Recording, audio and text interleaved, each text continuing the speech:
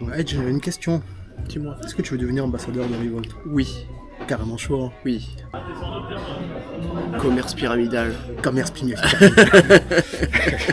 Non, mais en fait, ce qui est cool dans cette histoire-là d'ambassadeur, c'est que ce sont des gens qui parlent du Revolt, mais pas comme d'une marque.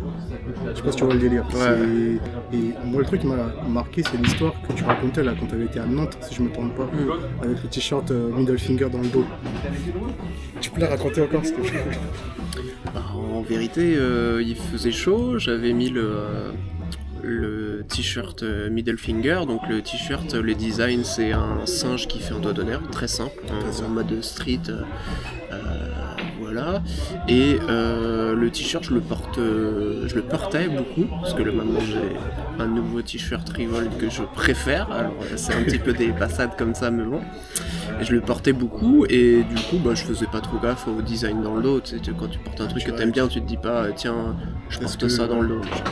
Puis je me suis posé dans un bar, et il y a une dame qui est venue me voir pour savoir pourquoi le singe lui faisait un doigt d'honneur alors qu'elle avait rien fait. Alors du coup, moi qui avais oublié ce que je portais, j'étais un petit peu genre... oui, là je... Attendez. Ah oui, d'accord, dans mon t-shirt, ok, ça marche. Donc du coup, je lui ai expliqué, bon, l'idée c'est vraiment fuck le racisme, machin... C'est vraiment l'idée de prendre un stéréotype qu'on a sur quelqu'un et puis de le retourner de façon positive et engagée. Et la fille, elle a trop adoré, quoi. Ah, génial. Elle a adoré et elle m'a demandé tout de suite c'est quoi l'association, c'est quoi le truc. Donc bon, j'ai expliqué un peu ce qu'était Revolt et elle a adhéré. Donc est-ce que elle m'a dit qu'elle en achèterait un, et puis j'imagine qu'elle en a acheté un parce que elle avait l'air quand même très très déterminée à en prendre un. Bah, j'ai pas eu, je sais pas, peut-être. J'ai pas vu. Elle m'a pas donné son nom et son prénom, c'était dans un bar. Donc... Non. Et après, le truc, c'est que ça, c'est quelque chose que j'ai remarqué, c'est faut dire ce qu'il y a, faut avoir les couilles de porter cette marque. Parce que, ça crée le dialogue. C'est vrai. Mais surtout, déjà, les gens ont peur du terme révolte. Pourquoi est-ce que je porterais une marque qui s'appelle révolte off quelque chose? En plus, off mon case, donc t'as un côté un peu péjoratif dans l'histoire. Et c'est ça que j'aime dans ce truc, c'est un petit challenge. C'est de dire, ok, comment est-ce qu'on peut rendre quelque chose que tout le monde pense impossible, possible? Ouais. Tu vois, et c'est ouf. Moi, chaque fois que j'ai porté ce truc, je me suis retrouvé dans des endroits, ça a créé tout de suite la discussion.